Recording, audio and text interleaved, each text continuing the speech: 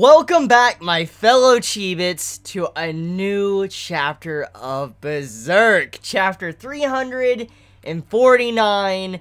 Today is a good day. Even though it's Golden Week, Berserk blesses us with a new chapter. So, I wanted to mix it up this time. I wanted to do a live reaction. I most likely will do a review later, but I wanted to do a live reaction first, just to kind of cherish, you know, these moments, because we don't get Berserk chapters often. We sometimes get them maybe a couple months in a row, but then it goes on hiatus for a while, and we have to wait. And I'll be honest, it saddens me that I have to wait for new chapters of Berserk, but at the same time, I understand that with the amount of quality that Kentaro puts into this series, there's just no way this man could possibly write chapters on a weekly basis, and even sometimes monthly basis, because of how much time and effort he puts into these chapters, the quality of the artwork and everything. And so I'm willing to personally wait, even if I have to wait 6 months to, you know, a year or two for a new chapter. At the very least, if I know it's coming and it's going to be a quality chapter, then I really have no problem with waiting. And so I feel like that's why I personally am fine with waiting. You know, it sucks. I admit it sucks. I think that's why I can honestly actually stand waiting so long for a new chapter. But with all that being said, though, let's just cherish these moments while we have it for now, while Berserk is back, and let's appreciate the new content that Kentaro is giving us. So, yeah, let me think. What was the last thing that happened in the last chapter? Oh, yeah, they went inside Casca's mind, and Shurike and Farnese, they were... Yeah, they saw, like, the doll, the broken doll inside the casket. Guts was like a dog, wounded... And then the images that could represent either Guts or Femto, which is Griffith, was there as well. So, okay, so that was the last thing that happened last chapter. Okay, so let's see what's gonna happen here. Okay, what has happened on this first page? Looks like there's fireworks. Oh, we must have a party going on. Okay, my, so this is how it'll be if we throw a party. It is hardly the elves won't... Wait, what? It is hardly the elves won't to hold back. Wait, what? Am I having a brain fart, or is that bad English? It is hardly the elves won't to hold back, is it?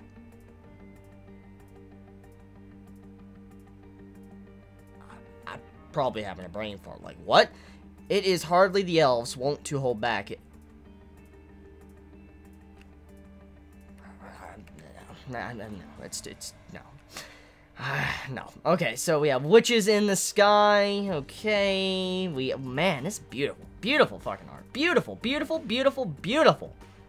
Oh my god. It's nice seeing, like, these mythical creatures and stuff that don't always end up being savage or trying to kill Guts and his crew. It's pretty sweet seeing stuff like this. Oh my.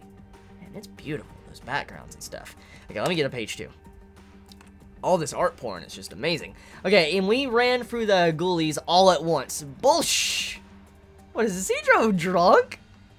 This man telling his story. I know! This man telling his stories. And 'twas with this salamander dagger that I dealt the... Oh my god! This man is telling his fucking story, yo! This man trying to impress everyone. Oh my god. Man drunk. You're a marrow? Mayop. She fucking drunk too, oh my god. Check it? Oh, there goes my wait, what? There goes my, wait, what? What's going on? Wait, what? Oh, she's turning into like a mermaid. Won't you come have a bath? It's suffused with lovely herbs. We'll scrub the travel dust off you and the scales and oils. Wait. Are they trying to cook? No! Are they trying to cook my No, what? That's a fucking cauldron. That is a cauldron. Are they trying to cook? No way.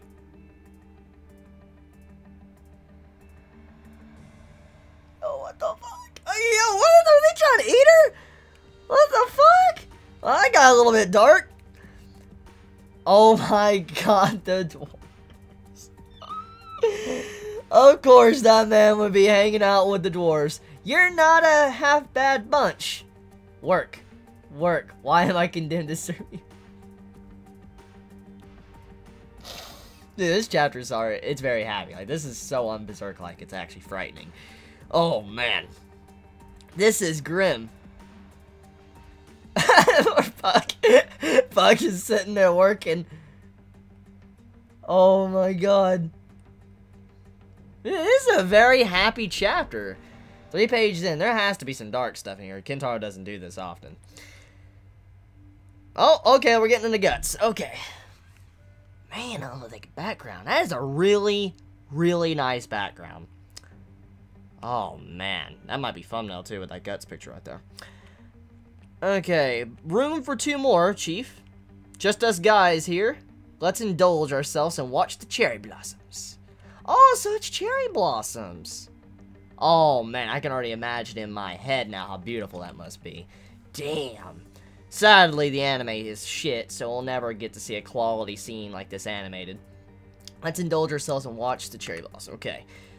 I know how you feel, but after coming all this way, you must leave this to others. Wait, what? I know how you feel, but after coming all this way, you must leave this to others. Okay, isn't that why we set sail? What you journeyed for?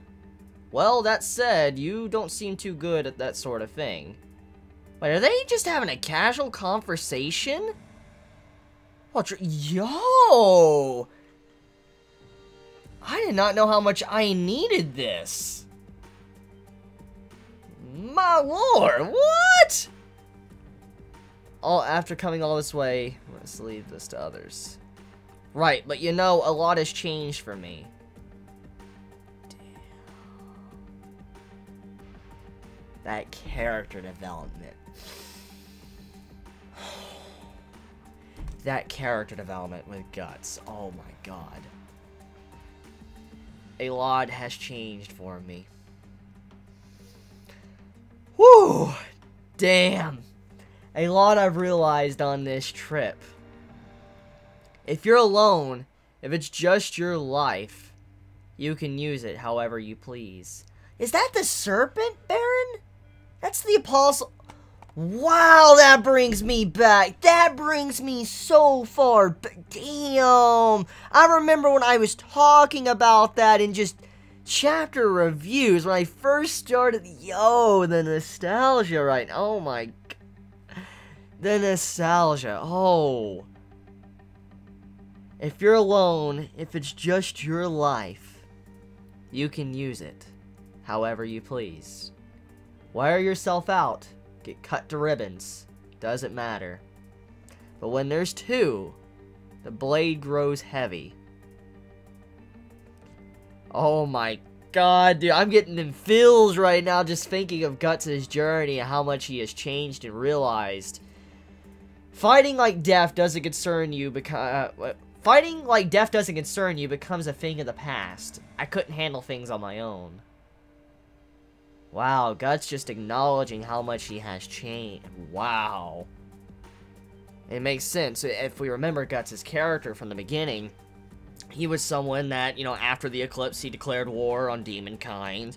And he was just filled with fury. He wanted to kill all apostles, all demons, Griffith, everyone. He was angry.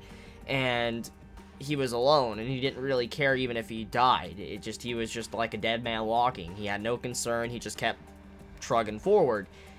And then Casca, when he had to protect her, it changed things, because if he died, obviously she would die, and it changed things because it was hard protecting her, especially in the state she was in, and he couldn't just roll over and die, so he was fearful for his own life and also hers. And the weight of the blade grows heavy, or in this case, the heart. Wow. That development. Like, we knew about this, and just seeing Guts acknowledge this is just, wow. I threw away my way of life, relying on the strength of others, and somehow pushed on. I am grateful.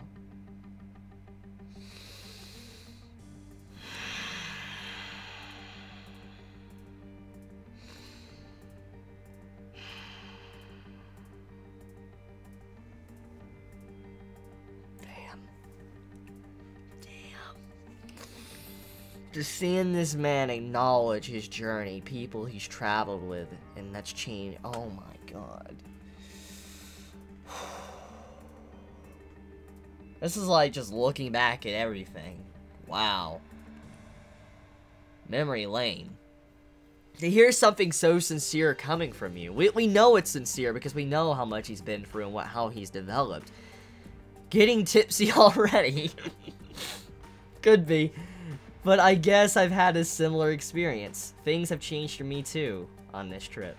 When we joined the Holy Iron Chain Knights, we left everything in the hands of God, and doing so, lived in peace after a fashion. Burning people at the stake. Dark times. We just obediently carried out the will of the Holy See, and all was well. I cannot say she was happy, but it suited Lady Farnese at the time, so he was aware. However, wow, this is very interesting. Sir Pico just admitting stuff like this. Wow. However, in meeting you, turned everything to ash. All those demons in the background. Wow. Lady Farnese lost her faith and became obsessed with you, who took it from her. I wouldn't necessarily say she lost her faith. I mean, in a way, Farnese is closer to faith than she ever has been, because she now knows the truth of the world and all that, so I'm assuming, like, she hasn't lost completely. Thanks to becoming, like, you know, kind of like a witch in training, she's been able to learn things that she normally didn't. She's been able to, in some ways, get closer to God, because she's, you know, made contact with the other astral layers. But regardless of my thoughts on that, though, wow, this is interesting coming from Sir Pico. I have served her since childhood, and I could hardly do more than stand by her. Basically, he couldn't do anything to help her out or change her. But you waltzed in and accomplished something I couldn't even conceive of. Wow. You breathed new... Wow! You breathed new life into Lady Farnese.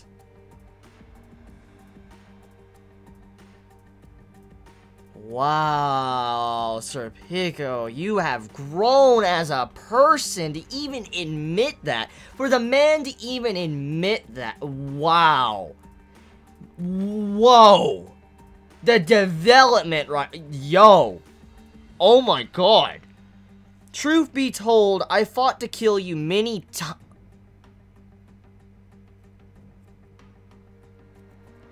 I fought to kill you many times? And the violence of these emotions within me perplexed me. But on the other hand, faltering at first, Lady Farnese was starting to stand on her own. I was happy for her, and proud.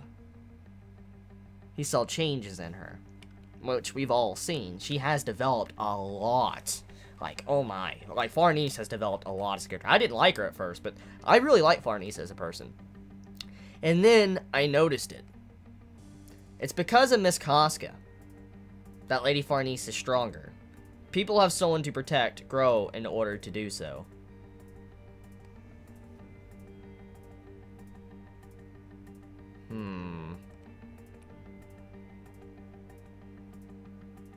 That's very ominous now that I think about it. Farnese has grown a lot as a person. She has matured a lot. We've seen her grow quite a bit. She is no longer that same person she was earlier on in the Tower Conviction arc.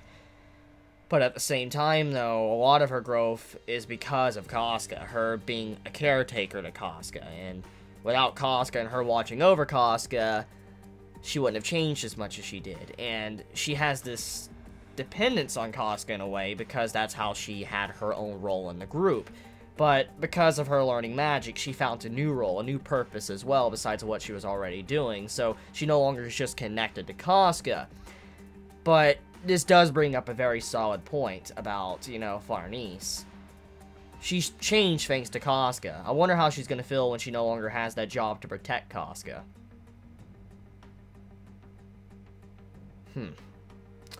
Next page. These days, she's utterly the meddlesome elder sister of the adventurous younger sibling. Let us have faith in their bond.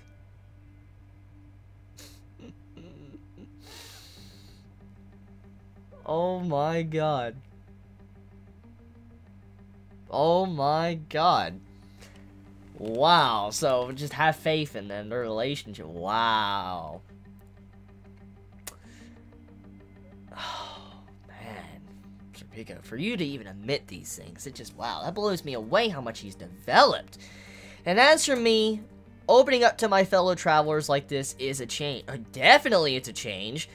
The drink, talking perhaps, opening up about homicidal. Oh shit, Bruno, oh my god, Leo. Oh my god. But that's alright, you're a grown man on an adventure risking life and limb dragged across the seas for a woman. Can't say I dislike the idea. Of course you wouldn't, Roderick. I want to die what? I want to die drowning at sea in wine or in women. You're drunk.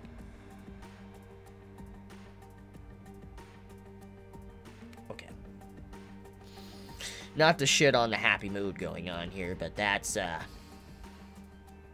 death flag. Oh yeah. This is Berserk. This is the same series that had Guts about to be getting fucked by a god hand that, like, came about because of troll intestines, like organs and shit. Guts. Like, she popped up because of that. That is a death flag. That is a death flag. For this man to be a sailor and all that, he's on a ship, and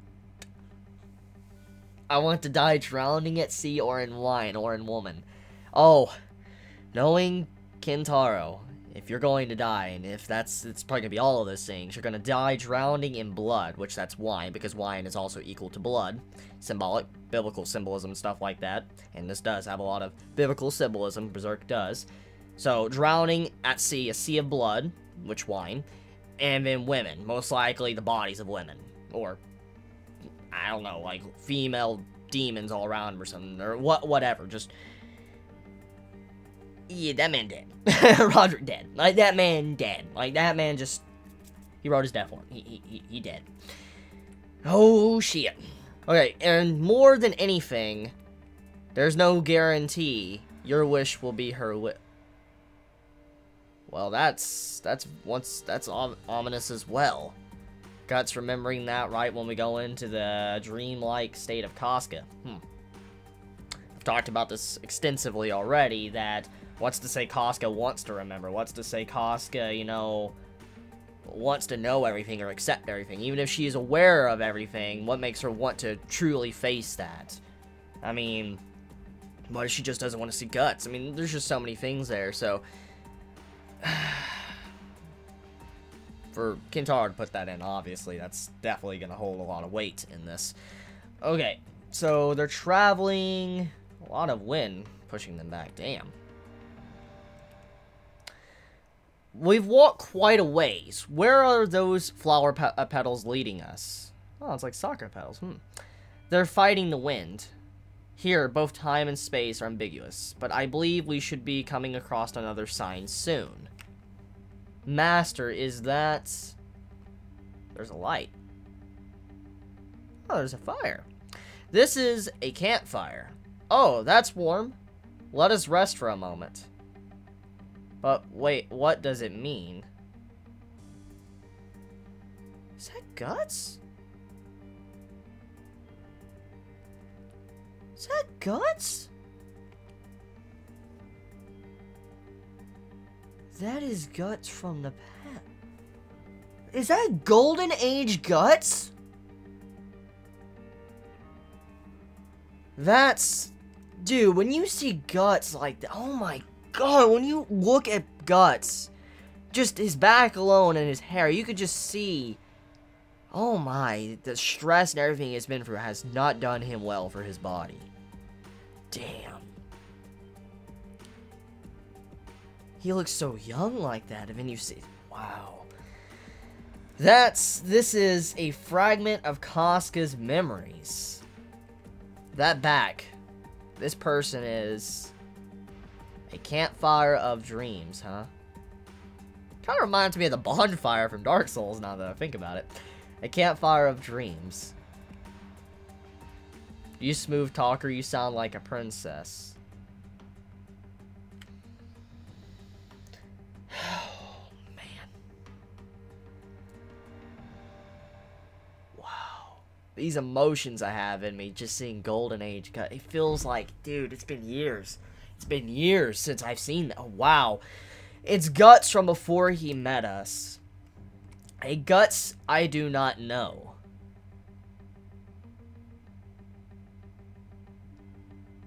That is...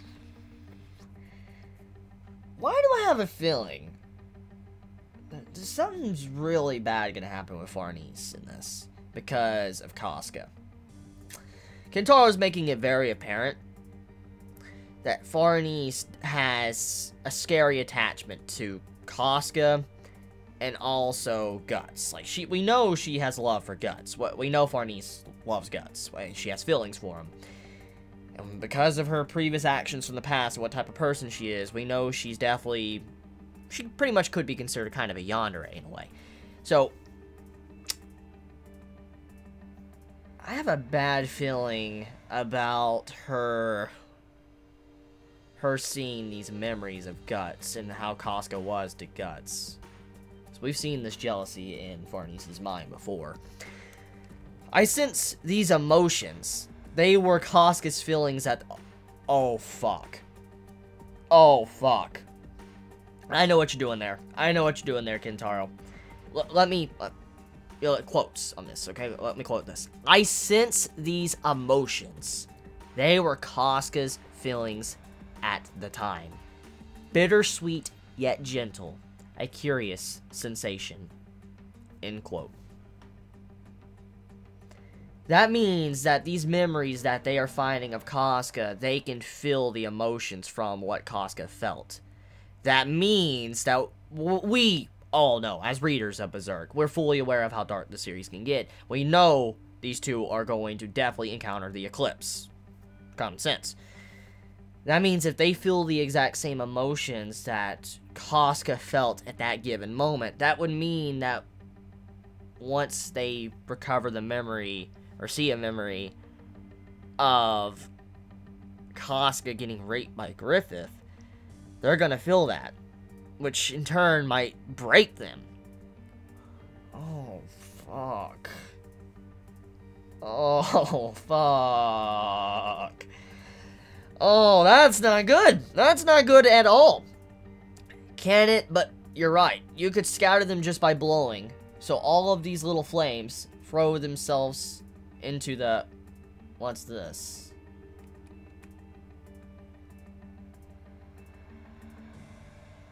Dog Guts grabs some.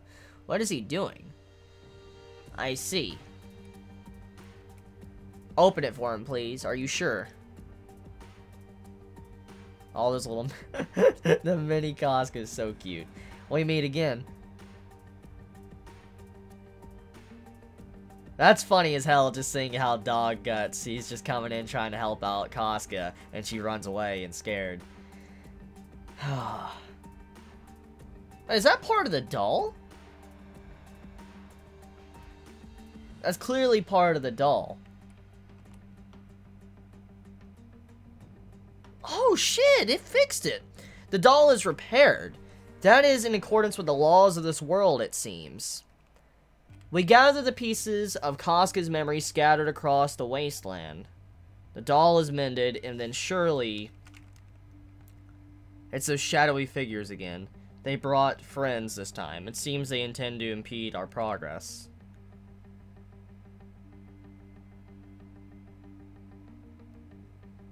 Huh. We will face them and destroy them. What is it? I must have brought them from my dream. Wait, she brought stuff from her dream? What? But this is probably a godsend. Both of you. Lend me your strength.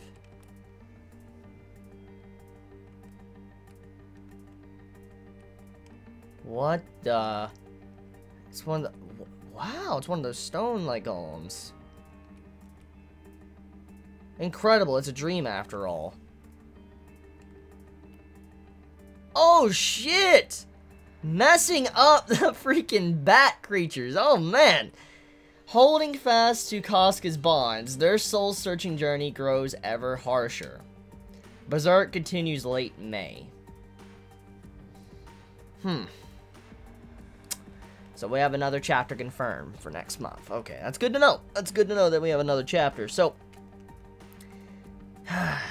chapter's over. 17 pages. That felt short. That felt very short.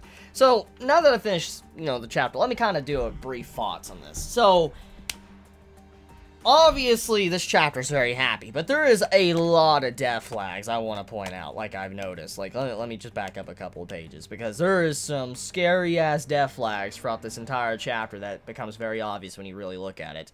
So, number one, Guts saying this, right, but a lot has changed for me. A lot I've realized on this trip. Like, that right there, not a death flag necessarily for Guts, but for everyone in his party. Just he realizes this change and all that, how much he's been through and how much he has relied on them. And how much, he has, become a better person thanks to everyone around him. That screams like someone's gonna die. But then, after that, you have it to where Serpico, he starts talking about Farnese and how much she has changed, how much, she couldn't be changed by Serpico, and how, he couldn't do anything for her, but she's changed thanks to Guts coming into her life. He, just messed with everything and made it to where she is now, but also Casca, she's so reliant on Casca because she had to protect Casca that she has grown stronger as a person. And that scares me because of Farnese's character. Now, don't get me wrong, I like Farnese as a character. She's a really wonderful character. Like, I have no problem with her. I didn't like her at first, but I do like her now. Like, she has just matured so much. But because of her character, because of her attachment to Casca, because of how she cares about Guts, and all of these things we've seen from her past and all that, I have this mixed feeling that there's definitely something ominous building up here with Farnese, especially with the way Serpico pinpoints this, and he just talks about how much she has changed. And clearly from all of her attachment to Casca, that if she loses that, what's going to happen to Farnese? Is she going to regress? Because we know how she felt. She has mentioned this before, how she felt like she was useless, like she wasn't really important to the group, because all she was doing was just taking care of Casca. And then she eventually felt magic. For instance, she was learning magic thanks to Shurike, and that eventually has changed her a lot to where she's not entirely just focusing on Casca, but there's still a major dependence on Casca as a person. So I'm curious if Kentaro is trying to hint at the possibility of sabotage. Maybe Farnese sabotaging the recovery of Casca's memories. Like, maybe doing something that's just straight up crusty and then just messing it up to where Casca doesn't want to come back, or she won't come back, or whatever. I could see something like that, or this is hypothetical, okay? I was rereading Berserk recently, like chapters and stuff, okay? And it's become increasingly obvious as time continues on that the behelit that Guts carries on person that's been with him since the very beginning, it's obviously going to have a role. It's a very important plot device for the future of Berserk. It's something very massive, big. And we've all wondered exactly, who is that behelit for? Like, what is that behelit for? Who is the main person that's supposed to receive it? We know eventually whoever is going to use it will receive it. And we don't know if it's going to be Guts or someone else, but the point is looking at everything, and looking at how happy these chapters have been, looking at everything that Kentaro has been building up with these chapters and making it very happy or whatever, I'm under the impression, personally, that what if one of Guts's friends, part of his squad, uses the behelit and becomes a demon? Okay, like, hypothetical now, okay? This is not confirmed or anything, just hypothetical, because of the little subtle build-up Kentaro has done. What if, because of her jealousy and envy to be Casca, because she wants to be loved like Casca is, but how Guts loves her, what if she, actually decides to become a demon? And that she becomes like an apostle or something. I could see something like that. She uses the behelit because of her anger and jealousy. And that actually triggers a second eclipse, too. Think about it like this. We know about the mistletoe. I've talked about this in my previous chapter reviews. The mistletoe and the correlation with the different trees and stuff, the points that, Griffith was handling and destroying throughout the entirety of the world. And I talked about this in length in previous chapter reviews. You can go to that video and you'll get a better explanation. But we know that Griffith eventually wants to come to this Elf Island. We know for a fact he does. That's just common sense. Eventually he's going to come here. And what better way to come here than through a behelit? I mean, we know the behelit connects to, like, one of the deepest layers of the astral air. So what if, you know, they use that as their ticket to get inside of this island, on it? And so what better way than Farnese breaking down because of the emotion she feels, what Casca feels, and then she becomes an apostle. And then Griffith comes in, island gets destroyed, death flags we got in these past couple chapters come to fruition, and people die. Think about it. I know it's dark, but I'm just throwing it out there. So, yeah. Anyways, Roderick, he's dead. Yeah, he dead. Like, that man dead. Like, that man, he dead. He dead. He dead. So Biko probably dead as well, because of the way he was talking about himself. And Farnese, something's going to happen with her as well. So, we'll see where the story goes, but clearly something very dark is going to happen very soon because of all this setup that Kentaro is doing. It's just way too happy. Something bad's going to happen. So, let me know your thoughts in the comments below. I love you all so much. Please be safe. Chibi out.